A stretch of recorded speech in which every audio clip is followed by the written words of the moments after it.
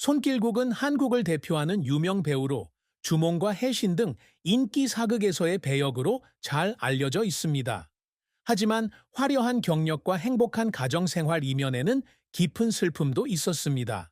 그중 가장 큰 슬픔은 아마도 가족에 대한 책임감과 대중의 높은 기대, 그리고 가문의 유산에 대한 압박이었을 것입니다. 전설적인 정치가이자 무사였던 김두한의 손자이자 독립군 장군 김좌진의 증손자인 손길국은 가문의 명예라는 무거운 짐을 지고 살아야 했습니다. 전직 배우이자 정치인이었던 그의 어머니 김을동 여사는 성공과 사회적 책임에 대한 높은 기준을 세웠습니다. 이로 인해 손길국은 가족과 대중의 기대에 부응하는 것과 자신의 개인적인 욕망 사이에서 균형을 맞추기 위해 고군분투했습니다. 이러한 슬픔은 외부의 압력뿐만 아니라 언론의 시선으로부터 가족을 보호할 수 없다고 느끼는 순간에서도 비롯됩니다.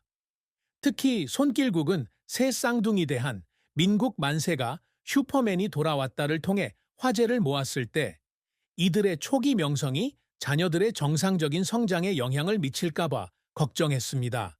그는 인터뷰에서 아이들이 순수한 아이들임에도 불구하고 대중의 시선에 짓눌리는 모습을 보며 가슴이 아팠다고 털어놓았습니다.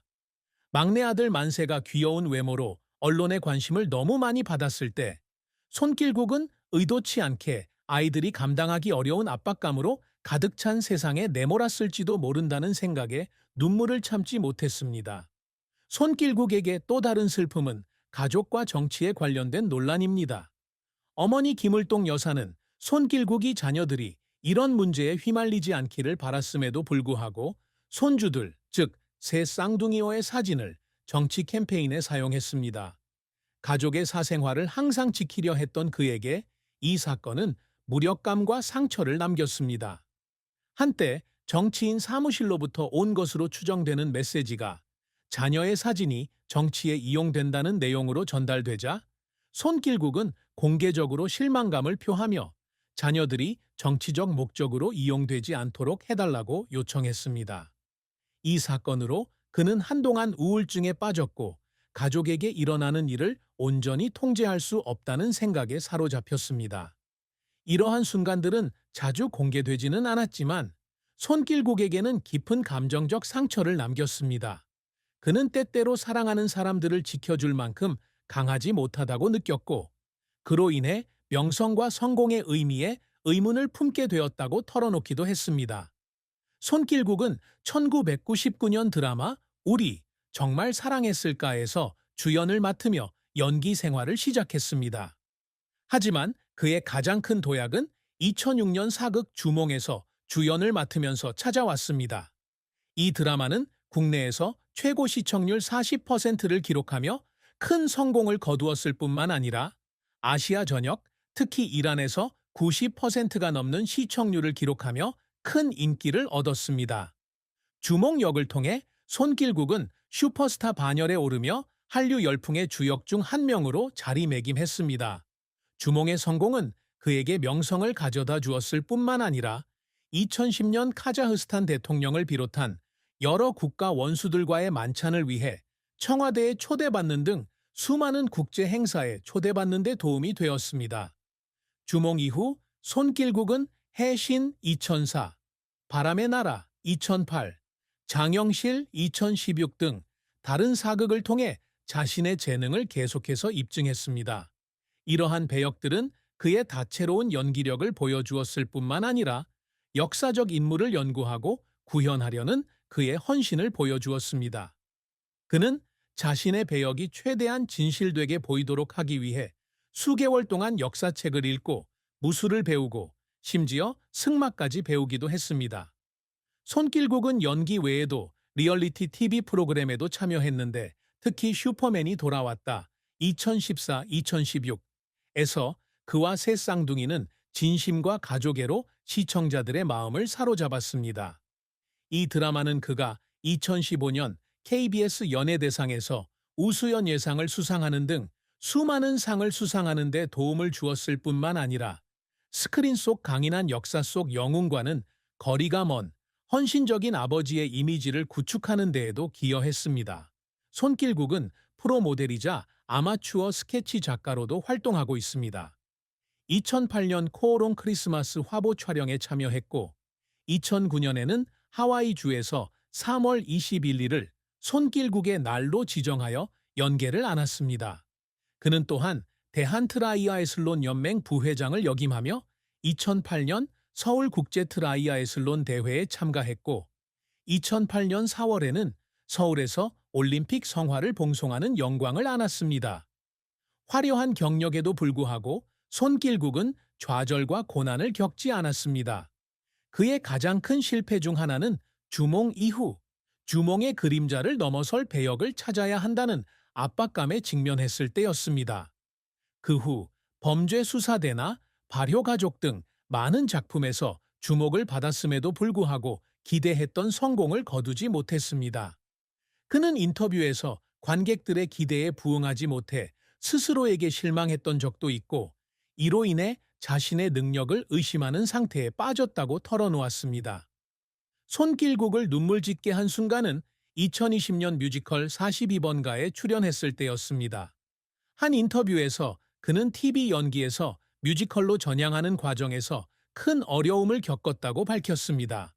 뮤지컬은 정식으로 배운 적이 없는 노래와 춤 실력이 필요한 분야였습니다. 그는 매일 몇 시간씩 연습했고 연기 선생님인 어머니에게 도움을 요청하기도 했습니다. 연습 후 지칠 때까지 혼자 앉아 눈물을 흘리며 배역에 맞지 않는다는 생각에 밤을 지새우기도 했습니다. 하지만 그의 끈기와 투지가 있었기에 그는 훌륭하게 배역을 완성할 수 있었고 관객과 동료들의 찬사를 받았습니다. 손길국의 배우 생활에서 또 다른 시련은 어머니 김을동을 둘러싼 가족, 특히 그를 둘러싼 논란이었습니다. 2009년 손길국은 거리 매니저를 어머니의 정치 보좌관으로 활용하고 그의 월급을 국고에서 지원받았다는 의혹에 휩싸였습니다. 이후 아무런 잘못이 없다고 밝혀졌지만 이러한 악플은 손길국에게 깊은 상처를 남겼습니다. 그는 대중의 악플을 볼 때마다 속으로 울었다고 털어놓으며 자신의 캐릭터 때문에 부당하게 평가받는다고 느꼈습니다. 게다가 2017년 가족을 돌보고 아이들을 프랑스로 보내기 위해 연기 활동을 잠시 중단하기로 한 결정 또한 쉽지 않은 선택이었습니다. 이 기간 동안 그는 TV에 거의 출연하지 않았고 연예계에서 실종으로 여겨졌습니다. 그는 이 결정을 후회하지는 않았지만 경력을 중단한 것이 미래에 대한 걱정을 불러일으켰다고 고백했습니다. 특히 그가 지원했던 많은 배역이 낙방했을 때 더욱 그랬습니다. 이러한 고통스러운 순간들이 손길국의 의지를 다잡아 그의 커리어와 사생활 모두에서 성숙해지는 데 도움이 되었다고 합니다. 손길국은 역사 속 영웅부터 평범한 아버지까지 다양한 역할을 소화할 수 있는 다재다능한 배우가 되고자 항상 노력해왔습니다. 그의 가장 큰 업적 중 하나는 드라마 주몽으로 얻은 명성뿐 아니라 드라마, 영화, 뮤지컬 등 다양한 장르를 넘나들며 꾸준히 커리어를 쌓아온 것입니다. 그는 단순한 TV 스타가 아닌 진정한 배우로 기억되고 싶다고 밝힌 바 있습니다. 또한 손길국은 항상 모범적인 아버지이자 남편이 되기 위해 노력합니다. 슈퍼맨이 돌아왔다 출연은 아이들과 더 가까워질 수 있는 기회였을 뿐만 아니라 연예인도 소박하고 책임감 있는 삶을 살 수 있다는 것을 증명하는 계기가 되었습니다. 그는 새 쌍둥이를 키우면서 아이들이 올바른 가치관을 가지고 자라도록 명성의 눈초리에 휘둘리지 않도록 최선을 다했습니다. 수상이나 타이틀로 평가받지는 않았지만 이러한 성취가 손길국이 가장 자랑스러워하는 부분입니다.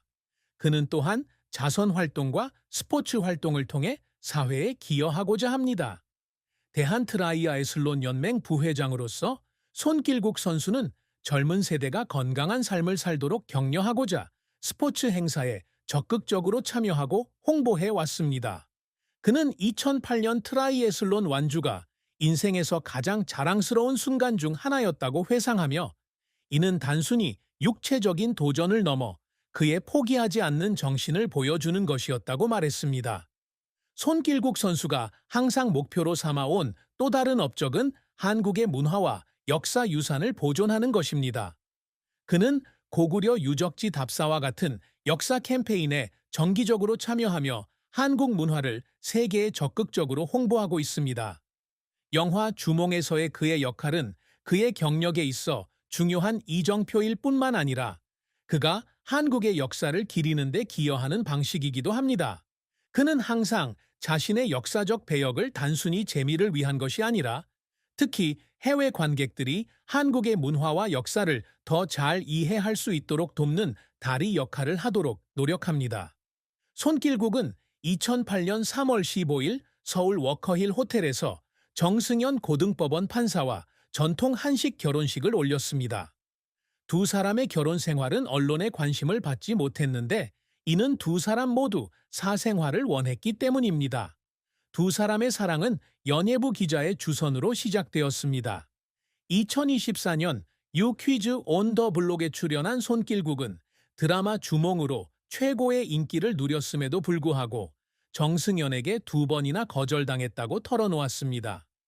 그는 광복절에 처음 만났을 때 첫눈에 반해 끈질기게 그녀를 따라다녔고 1년 반 동안 교제 끝에 결혼에 이르렀다고 밝혔습니다. 손길국과 정승연의 결혼 생활은 상호 존중과 이해의 모범으로 여겨집니다. 서울대학교 법학과를 졸업하고 뛰어난 학업 성취를 이룬 똑똑하고 성공적인 여성 정승연은 손길국에게 큰 동기부여가 됩니다. 그는 아내에게 종종 고마움을 표하며 그녀가 삶에 주는 날카로운 조언과 통찰력에 감사하며 최고의 매니저라고 부릅니다. 하지만 두 사람의 결혼 생활에는 어려움이 따릅니다. 2017년 정승연이 광주지방법원 순천지원으로 이송되면서 두 사람은 한동안 떨어져 지내야 했습니다. 이로 인해 이혼 및 별거설이 제기되었고 손길국은 두 사람의 관계가 여전히 굳건함을 공개적으로 밝혀야 했습니다. 손길국의 사랑과 결혼 생활에서 가장 큰 슬픔 중 하나는 일과 가정의 균형을 맞추는 데 따른 압박감입니다. 정승연이 새 쌍둥이를 임신했을 때 의사들은